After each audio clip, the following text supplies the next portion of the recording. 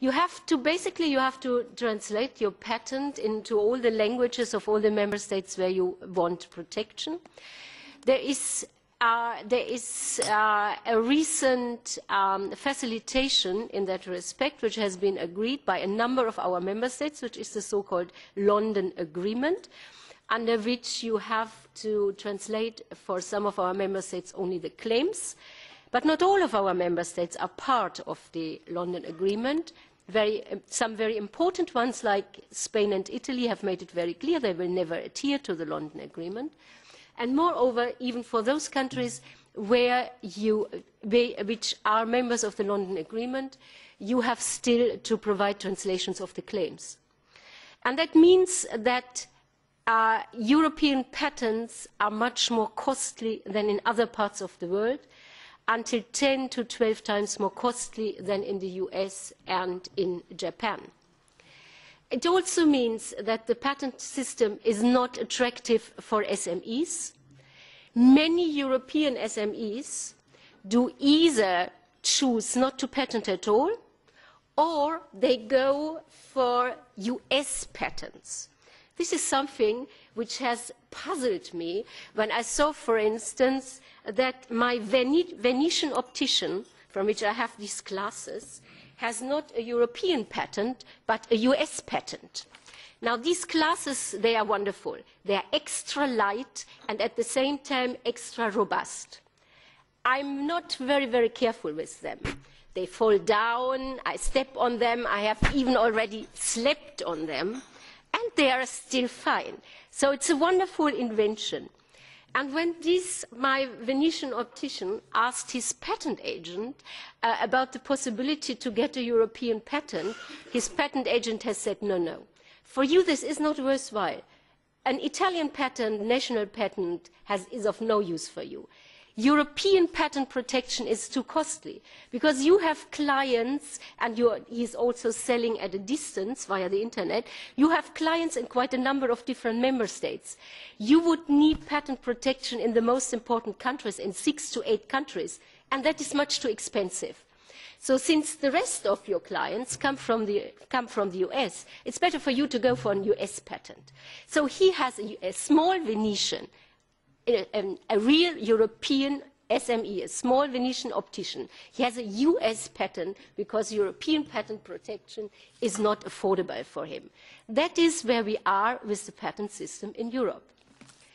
But even if you have a patent, you have to enforce your patent, and in case of violation, that means that you have to enforce your patent in a number of different countries.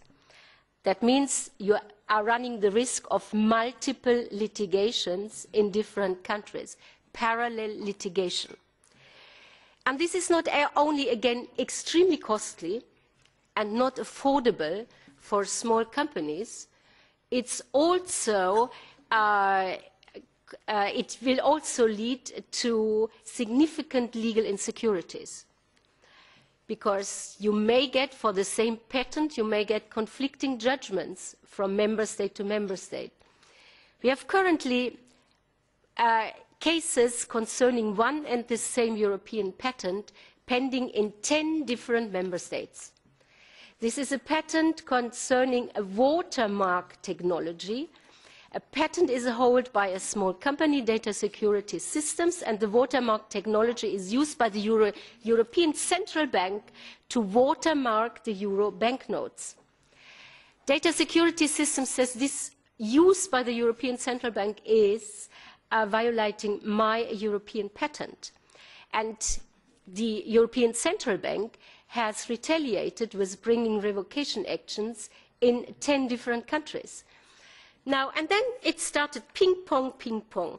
The first country the first court to rule on this European patent was the High Court in London. They said the patent is not valid. The next one was the Düsseldorf Court in Germany. They said the patent is valid and infringed. The next one was the Third Chamber in Paris of the Tribunal de Grande Instance, and they said, well, we follow the UK courts, the patent is actually not valid.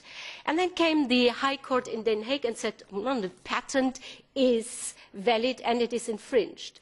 Now, which company can afford this? This makes access to the patent system, again, extremely complex, but also makes the use of the patent system extremely risky. So we have to remedy this, and we can remedy this only by creating a cost-effective, easy-to-get, legally secure community patent and a unified patent litigation system. And in the first panel this afternoon, we will speak about this in more detail, and we will hear from our colleague from the Swedish presidency where we are with those projects. We have some other problems with the European patent system and with the international patent system. We have backlogs, we have some fears of trivial patents being granted. They will certainly be addressed by our colleague from the European Patent Office, but as far as the Commission is concerned, we would like to announce that we are also, on the Commission's behalf, going to look into all this and are just in the process of launching a major study which will have the aim and objective to analyse the quality of the European patent system. Let me then come to the subject of your second panel this afternoon, which is enforcement of intellectual property rights, in particular at international level.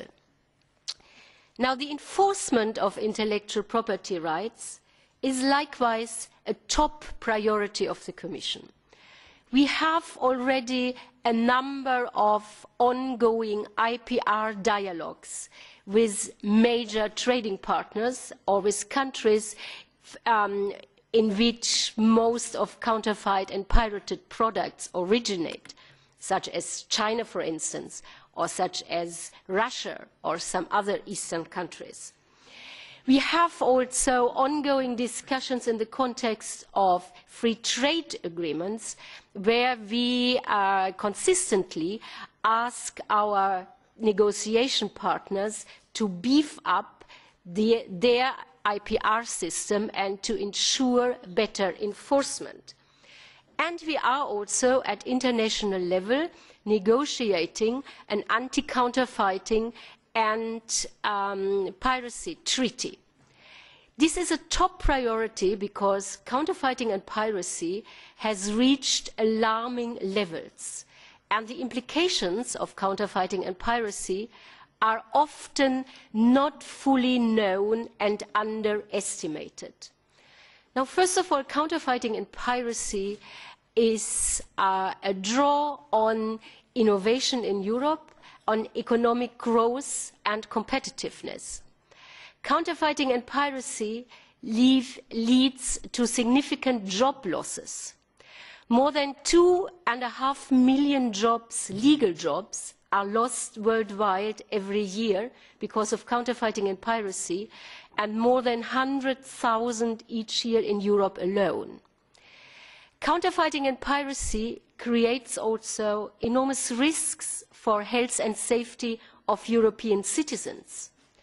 Counterfeiting and piracy today affects all economic sectors and all products and services.